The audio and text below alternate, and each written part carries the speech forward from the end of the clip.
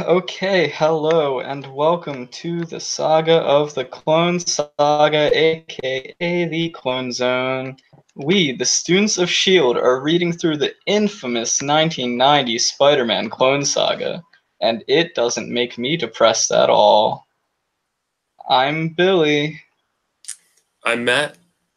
I'm Mike. And I'm Vincent, and our sponsor this week is New Balance. They make quality shoes, decent athletic wear, and they're very comfortable. And if you're having issues supporting certain footwear brands right now, you can look at other options. Also, if you decide to burn your Nikes, please contact me because I'll take it. And if you decide to cut your socks, just try not to slice your Achilles heel while you're at it. Or if you do, definitely make sure you're recording it. So this week, we're talking about a kind of random grab bag of issues while the plots are on indefinite hold. First, we might as well be called "We Ran Out of Ideas. Let's Stall." Yep. First, we have Amazing Spider-Man 413 Toy Wars, and this is the team of DeFalco and Bagley. What did you guys think of this issue? Hated it. Is it called Toy Wars? The cover says Toy Wars. The inside says Bug Story. I think it is. I mean, it's technically Bug Story, I guess. Regardless, though, I really liked this one. Oh, yeah, I liked it. I did. I thought it's not great, but it's a lot of fun. So on the cover, and then we'll get into the specifics as we get, and more of these cameos when we get into it.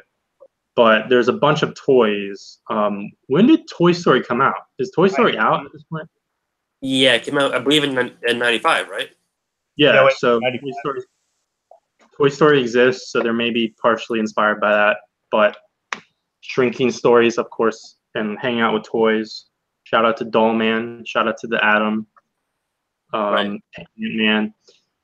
But specifically on the cover, we see Godzilla, basically Godzilla, and we see basically Gumby. I think Gumby's also on the cover. Yeah, Woody, Stretch Armstrong, and a Luke Skywalker. We see Ninja Turtle, Xenomorph, Mecha Godzilla as well. One of those fucking things from X-Men that kills him. I don't remember what they're called because I don't. The Sentinel. I don't. Yeah, sure. That thing. There's a in the back of the paperback. In the back of the paperback, there's an alternate version of the cover where different pieces of it are colored differently. Mostly Godzilla, who is red. But the thing is, the actual cover that they printed, he's green, and within the issue, he's green. Apparently, Toho sent a cease and desist, and Marvel had to change the art, but it was already out. And so then I guess they're like, oh, well, if we ever reprint it, we'll change it. But I'm pretty sure they didn't actually change it. Like, he still looks pretty convincingly like Godzilla, and he's definitely green on the cover and within the issue. And so I don't know if they just didn't care. What's funny is that this is still a more accurate depiction of Godzilla than what will happen in 1998 by TriStar Pictures. Yes. So into the story, Ben is tiny, and he's trapped in a jar in a kid's bedroom. And Matt, why was this issue particularly interesting to you? Yeah, this was fascinating because he talks about one time when he was convinced he was only 6 inches tall, when Mysterio convinced he was only 6 inches tall, and doesn't mention what issue that was in, but I know. It means Spider-Man 67, which I talked about today on Spider Bites, so that was kind of fun. Yeah, it's a crazy coincidence. Yeah. Should have been a footnote. It should have been a footnote, but it wasn't. I think there are like 3 instances in this episode where I'm like, where's the footnote? Yeah. But he gets out of the jar, and then Godzilla starts breathing fire on him. I want to add 2 more references in the toys before we get further into it. We also get Pinky and the Brain and a Flash action figure. Oh, I didn't see the Flash. Yeah, I missed both of those. Wow, I'd rather be watching that show or reading the Flash comic book from this time rather than read this. No, this is great. This is so good. The fight with Godzilla is actually a lot of fun. That's only because you like Godzilla. No, it's not. Well, the other funny part is that there were actually, I don't know if any of them were specifically Godzilla, but at a point there were these like toys of like dinosaurs and stuff where you would like roll them across the ground and they had some kind of gears in them and they put out sparks, and those were made illegal at a certain point. Yeah, that sounds dangerous. Yeah. And so here's the thing, not really, but this could actually be Godzilla, because Godzilla, again, exists in the Marvel Universe. He had a published comic in the late 70s, and in fact, the final arc of his comic, he shrunk down and was like a really tiny Godzilla and was exploring all kinds of weird shit. Of course, at the end of the series, he's turned back to normal, and then he still exists technically, but Marvel has to draw him differently all the time. So maybe Mysterio, yeah, spoiler alert, the villain in his book's Mysterio. Maybe Mysterio just grabbed the actual Godzilla and put him in his little thing. That'd be great. I wanted to see, so obviously it cuts to the chase because not much happens. He just fights some toys. Yeah. It's Mysterio, and Spidey is not small. It's just a giant fucking set, which is pretty ridiculous. And Mysterio says it's like from some TV show that he pitched or whatever. And I guess he snuck back into this set that they still haven't torn down. But I really wanted to come back to the giant child robot. I feel like that had way more potential for the dumb fight scenes than tiny Godzilla. For sure. Well, like, but Okay. like, Yeah. that. These are the last ones I'm going to point out, but there are more references in the toys. There's also a Gargoyles reference, a reference to, I think it was called Street Sharks. Yeah, Street Sharks. Yeah, and then there was Goofy, like Disney's Goofy brandishing an axe. So I don't know specifically what that's from. What's the lion from then? Just like generic lion, I guess. Possibly. There's like a generic gorilla, and I wasn't sure if that was supposed to be like King Kong because Godzilla's there. If I see a gorilla, I just assume King Kong. Yeah. And I'm seeing a Power Ranger. Oh, and of course Wolverine. And Juggernaut. Now, what I think is kind of weird is that at one point Mysterio is gloating, and he's like, "Oh, Spider-Man has no idea who captured me, who captured him.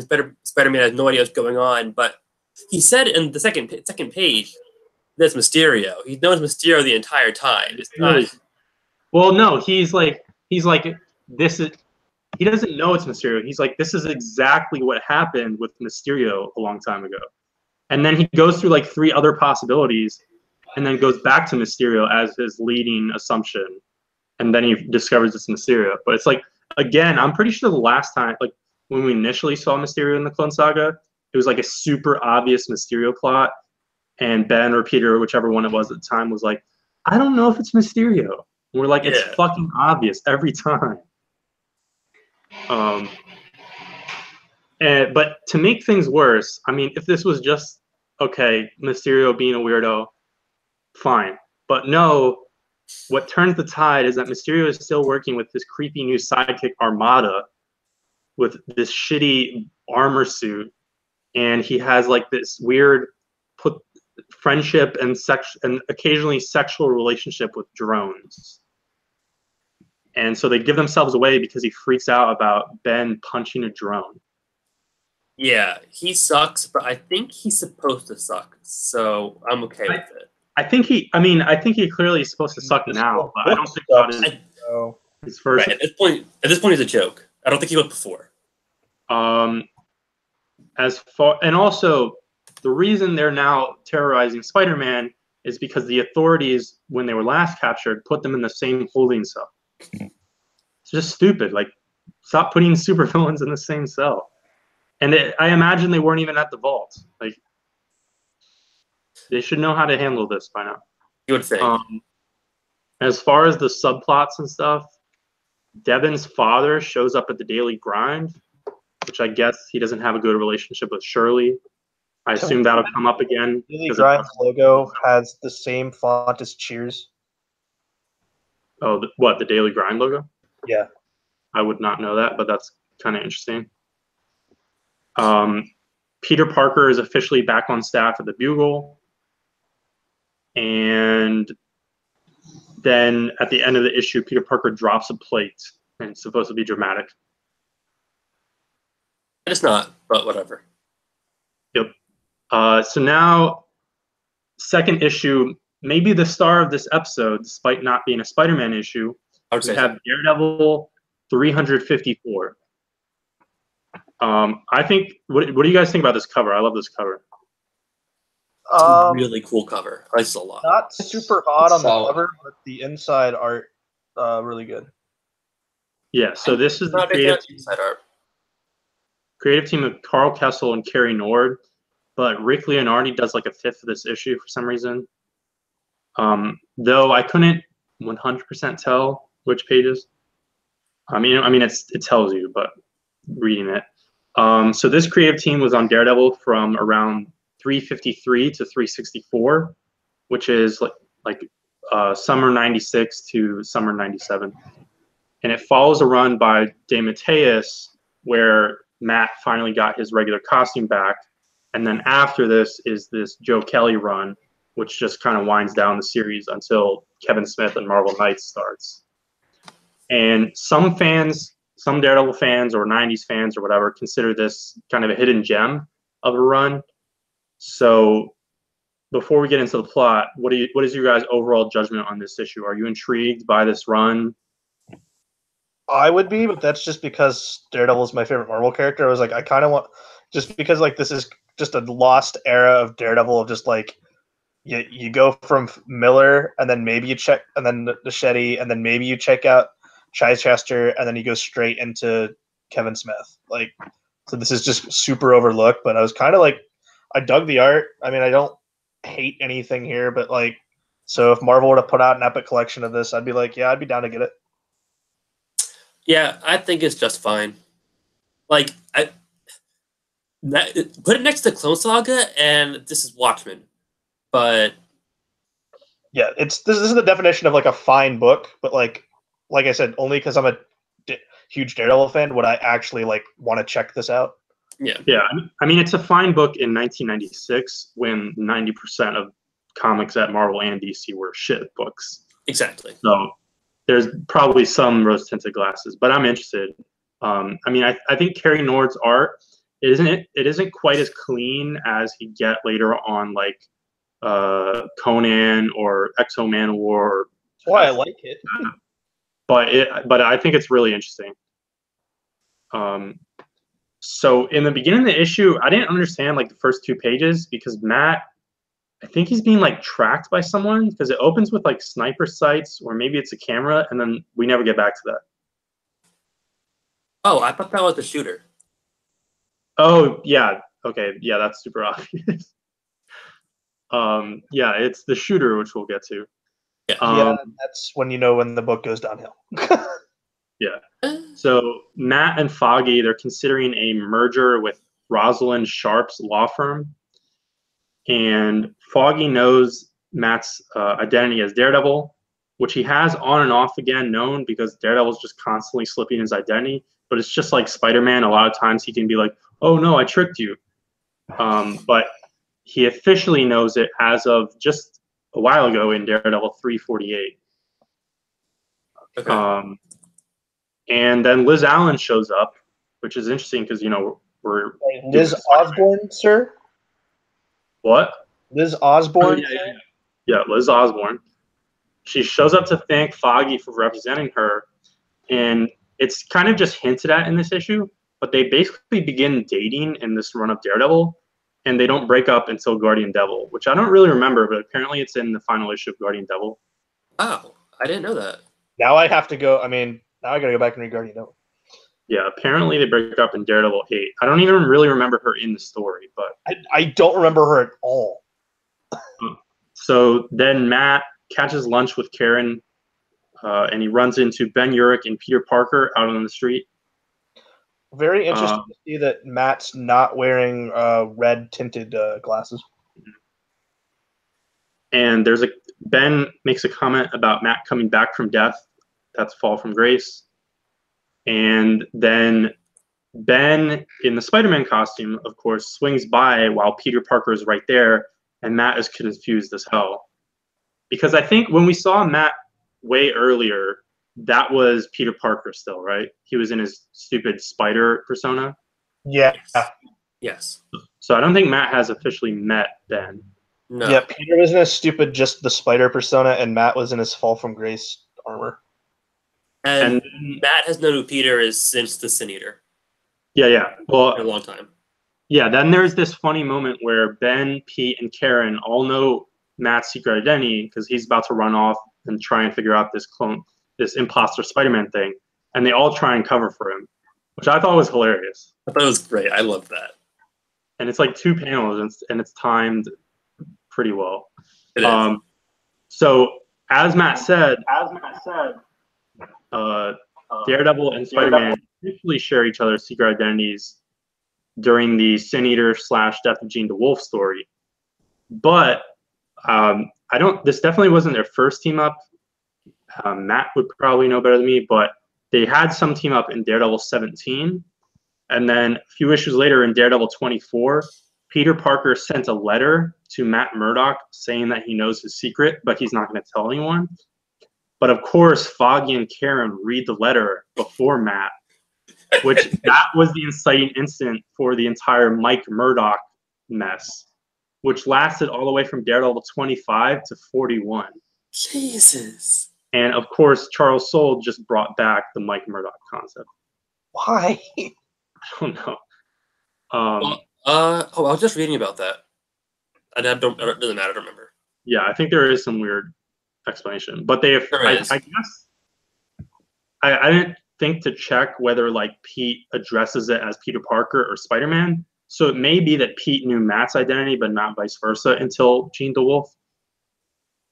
And then I'm not sure though. And then Karen learned Daredevil's secret identity in Daredevil 57, which is an iconic cover, one of the few semi-important stories from the Silver Age of Daredevil. And Ben Urich learned it in Daredevil 164 during the Frank Miller run. And then I thought it was cool, the first page of actual narration from Spider-Man, he immediately acknowledges last issue with the toy crap. And I was like, all right, that's cool. Continuity is pretty tight here, but there's no footnote. I think that first image of Spider-Man is really cool. Mm-hmm. I like how he's drawn. There are some cool like action shots in this issue. Yeah, there but are. The actual action isn't amazing. I don't know. Mostly just like posing shots and them jumping. Yeah. So Daredevil interrogates Spider-Man, and there's a time skip, and Ben just basically spilled all the beans. Which I also thought was funny. Yeah, I think it's cool because it's like, all right, it's Daredevil. Yeah. And then things kind of go downhill when a new villain named Mr. Shooter interrupts their lunch on the rooftop. And he's just a stupid guy with a stupid like eye thing and a gun. He looks like standard Image Comics character. Yeah. And I really liked this fight. Because I like the fight. I hate the fucking character. Oh, he sucks, but I think he's supposed to, because I got the impression that opportunity to use Frogman. Either of these guys can take him out in 3 seconds. They're just toying with him and hanging out and having fun, and I really like that. So here's the thing, and I'm 99% reaching. His name matches his gimmick, but also, is there any chance that this is a Jim Shooter commentary? I don't know. I don't think that Carl Kessel was really around for Shooter. I mean, Shooter's been gone for like 8 years at this point. I think you're definitely reaching. Yeah. So Mr. Shooter is trying to build his rep by avenging the Kingpin, which I think is referring to the Last Rites / Fall of the Kingpin arc, which was in Daredevil 297 to 300, just before Fall from Grace, which that was basically kind of like the reverse Born Again, which I'd like that collected. I mean, there's a super old trade, but and then there's another hilarious moment where Spidey's like, Kingpin was my villain first. I kind of made him the big deal. Yeah. True. And then I just love I think Carl Kessel, and maybe it's just this issue with the guest star, but I think he gets Matt's voice pretty well, and especially with Spidey here, the banter is pretty great. Yeah, it's a lot. It's a lot of fun to read. At times, I forgot I was reading a Ben Riley book. Yeah, Daredevil. Then he starts making jokes about adjectives, which I was trying to think, like, does the Daily Bugle use those adjectives, or is this like totally fourth wall breaking? I don't know. That's honestly the one part of the banter that really didn't work for me. I mean, I thought it was really funny. I mean, it's less funny because literally everyone, like especially in our circle where it's like big Marvel fans, everyone is constantly making Spider-Man adjective jokes. Yeah, but it's still pretty funny. And Daredevil considers the adjective despicable, which until very recently there was a Deadpool had that adjective. Yeah. And so then Ben just leaves the story, and the Spider-Man stuff is done. But just to finish the synopsis, Matt agrees to the merger, and his first client is going to be Mr. Hyde, who he put away the previous issue of Daredevil. And Mike mentioned if they put out an Epic collection, and on that note, this entire run plus DeMatteis's run, which isn't as interesting, will eventually, assuming it will exist, be collected in Daredevil Epic Volume 20, because 19 and 21 already exist. So the contents are finally finish up the Nassetti run though. Yeah, well, that's in a weird position where there's gaps on both sides, and then the gap on the later side would get into Chichester. It's just Marvel breaking it up weird, so you have to buy more. Like Iron Man is suffering from that with Epic Collections. I mean, at least with that though, like I'd at least buy those runs. Yeah. So now moving into the third issue, we have Spider-Man 70. And some weird marionette cover thing. And the usual creative team on this book of Howard Mackey and John Romita Jr. I had some pretty mixed feelings on this issue. The opening sucks. This issue sucks. Yeah. I mean, I'm kind of mixed on it. I think the overall, like, plot, I don't really give a fuck about. But it's John Romita. I'll let you go first, but I'll share my thoughts on the adjectiveless Spider-Man book. But it's John Romita Jr. drawing mob guys with trench coats and big guns in the rain fighting Spider-Man. Yeah. It's like visually, and there's like 2 or 3 pages that are really great. Visually, I'm like, this is exactly what I want from 90s Spider-Man. But Howard Mackey is not what I want from any Spider-Man. So, Norm, what I've noticed is when we're reading the story arcs, when it flows through all the Spider-Man titles, have you always noticed that the big fight always happens in adjectiveless? That's because Howard Mackey can't write well, so it's just the strength of fight scenes that carry that book. Here's what happens when we don't have that. It's awful. Yeah. I mean, on the other hand, who do you want to draw the fight scene? John Romita Jr. Exactly, but when you have to have at least some substance there. Yeah. I like the story with Pete and Ben, which I'm sure we're about to get into, I think is entertaining, even if it doesn't make too much sense. Not Pete and Ben. Yeah, Pete and Ben Urich. Wow, we have 2 different Bens in this book. Yeah. Mm-hmm. So many fucking Bens in the Marvel Universe. It's ridiculous. Christ. Stay tuned for our countdown of the top 5 Bens in the Marvel Universe coming soon. And I think Ben Riley making friends with the mobster guy is also somewhat entertaining. Beyond that, the story is. Yeah. So the story following the Kingpin's fall, which again we would address that literally the prior issue, which wasn't a Spider-Man title, so it's either complete coincidence or the continuity is pretty tight. But again, no footnote. There's a power vacuum. And so we get introduced to Don Fortunato, who is this old mob guy. and his goons have advanced weapons and cloaking tech. Like apparently they just have satellite dishes on the roofs of all these buildings in Manhattan, but no one can see them. And then Pete and Ben Urich, they're jumping across rooftops to spy on one of these mob meetings, which this is a fun. It's Pete without powers being a journalist, sneaking up on people and stuff. Yeah. And Hammerhead almost gets executed, but Pete saves him with the flash of his camera. And meanwhile, the parallel story is Ben Reilly. He saves one goon who looks exactly like these other goons that are trying to kill him.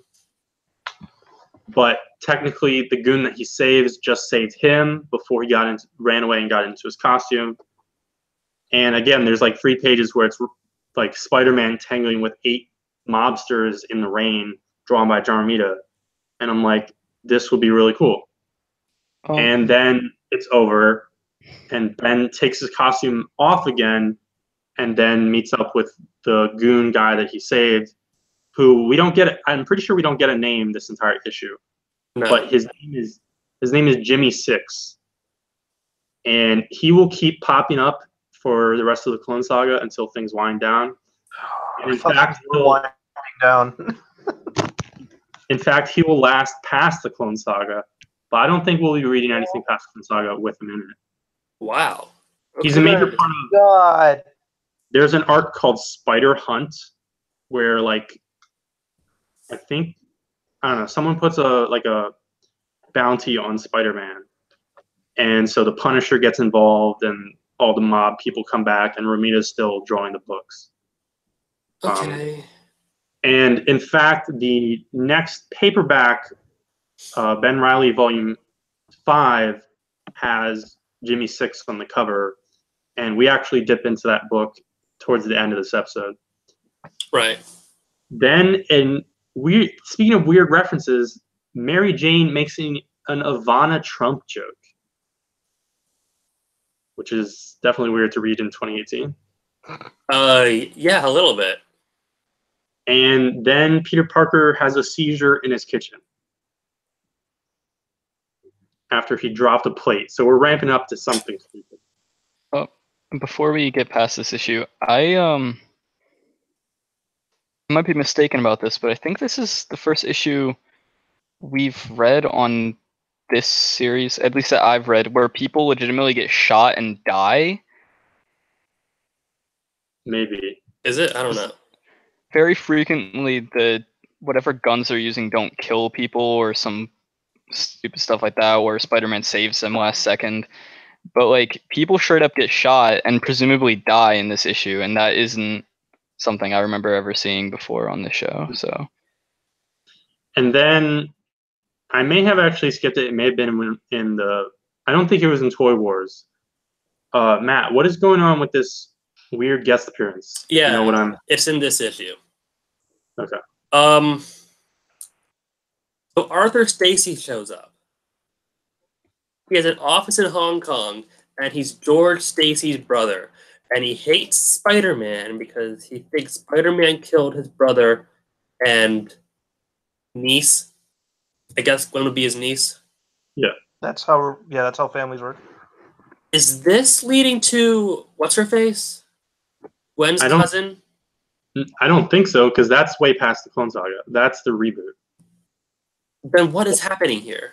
I don't know, because then of course that doesn't get brought up in the next 2 issues. I assume we'll come back to this. I hope not. I don't want to see this man ever again.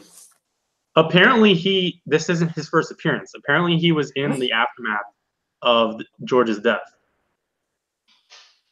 Was he? And in fact, there's a continuity error / retcon.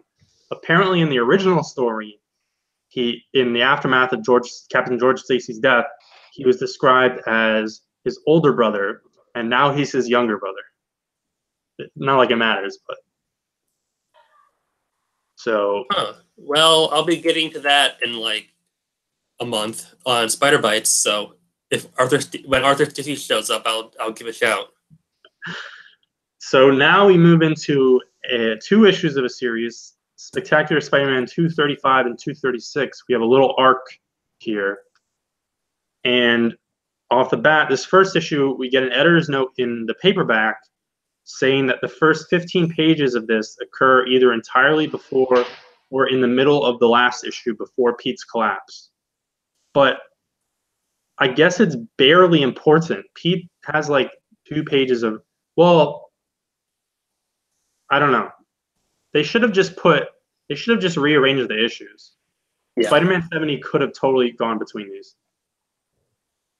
But this is a terrible cover with too many colors. Oh god, it's awful. Story too. So like, Yeah, this is what dragged down the episode for me. I enjoyed all the previous issues. Before we just finished volume 4? Yeah.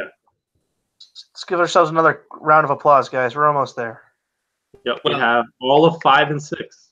Yeah, and then we're done with this portion. Yeah. So usual creative team: Todd Zago, Sal Buscema. Matt, what are your thoughts on Will-O-the-Wisp? He sucks. Yeah. I'm not a fan. He has kind of ambiguous abilities. He doesn't have an interesting character. Yeah, he has ambiguous abilities, ambiguous morality, ambiguous just as a character in general. Which maybe is supposed to go with his ambiguous appearance. He's a mysterious ghost man. I don't care. He first appeared in Amazing Spider-Man 167 in 1977 by Len Wein and Ross Andrew. So more evidence that the post-Clone Saga period up until like 200, not much interesting. No, that's not. But we start this issue with probably the worst sequence in a while, where Spidey comes across some caricature gang members fighting over turf and then gives them a shitty lecture but leaves in the middle of the lecture. And we didn't really need those pages at all. this one kid is just so fucking ugly. Like, his head literally looks like an egg, and he just has just the worst blonde bowl cut of all time. Yeah, it's like a bowl cut, but like all the way up at the top of his head. Is it hideous? Yeah, I was honestly hoping that other kid would just shoot him. Oh yeah, that kid's haircut is the real villain in this story. It's ridiculous because it's like this one kid's supposed to be like this like crap baby, and then there's this fucked up bowl cut blonde kid, and then there's this one guy. Heard on this podcast. Well, they refer to crack pipes in the narration, but then this one guy looks like a 1970s pimp in a full zoot suit with like a giant purple hat. Yeah, and I'm like, what is this group? And one of like the kid has to be like he might be like 13 years old, and then this dude is like a 40-year-old pimp. This is a mess. But so Ben sees the Will-O-the-Wisp, and he doesn't know who the fuck Will-O-the-Wisp is, which I always think these interactions are like slightly interesting. It's like, oh yeah, I was gone for 5 years, and there were a ton of villains that Pete fought. So, but Will-O-the-Wisp needs his help because it's being manipulated. So Ben calls up Pete on the phone, and there's this sequence of Pete at the Bugle, like filling him in on stuff. And there's supposed to be like this background comedy going on, but I didn't really care about any of it whatsoever. They call Phil Urich green, and I had to get up and I had to walk away for a few seconds. And the plan here, Ben is going to help out and steal a remote control, basically. But because there's basically like a Task Force X kind of bomb thing in the Will-O-the-Wisp's head, which allows this Roxxon creep to control him. Which I don't understand how that's possible when you can turn completely intangible. Like, how can you let someone implant something in your head when nothing can like hold you down or anything? It's really dumb. I hate it. And why can't he just like reach in and pull it out? Yeah, which is exactly what Ben does. Well, I guess, I mean, Will-O-the-Wisp, I don't think he can selectively make parts of him intangible. So I guess he couldn't do it himself. I don't know. But right when Ben helps Will-O-the-Wisp, we get the big reveal of Dragon Man, which is what Roxxon has been after. with a splash page from Buscema. And is this a good splash page? It's not bad. It's fine. Yeah, it's like kind of cool. It's actually one of those moments where I'm like, I kind of slightly miss Sienkiewicz because it probably would have been way more threatening looking. If Sienkiewicz had been eating this, Dragon Man would look kind of awesome.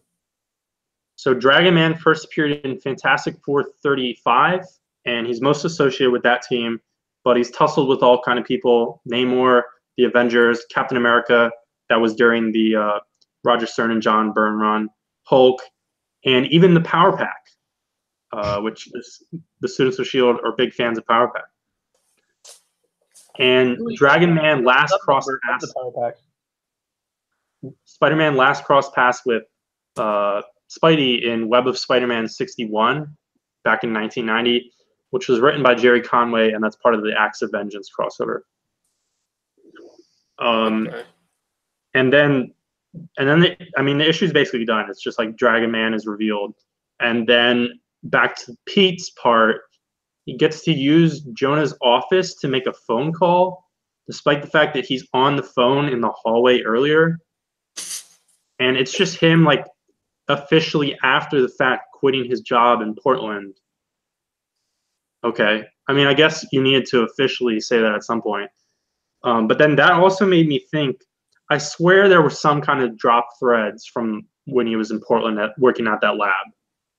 Like, he was definitely working specifically at that lab to try and investigate something. And they developed that a bit, but I don't think they ever fully concluded it. No, not really. So, second part, I like this cover. This cover's really cool. I like this cover a lot. Yeah, it's way better than the last one. And it's way better than the story behind it. Yep. So not much, then again, not much happens in this issue. Kind of less than the last. I mean, a lot of it is taken up by fights. And so we cut to, first we start out with Pete being taken to the hospital. And again, like I said, they totally could have rearranged these issues in the collections. They don't have to be in this order.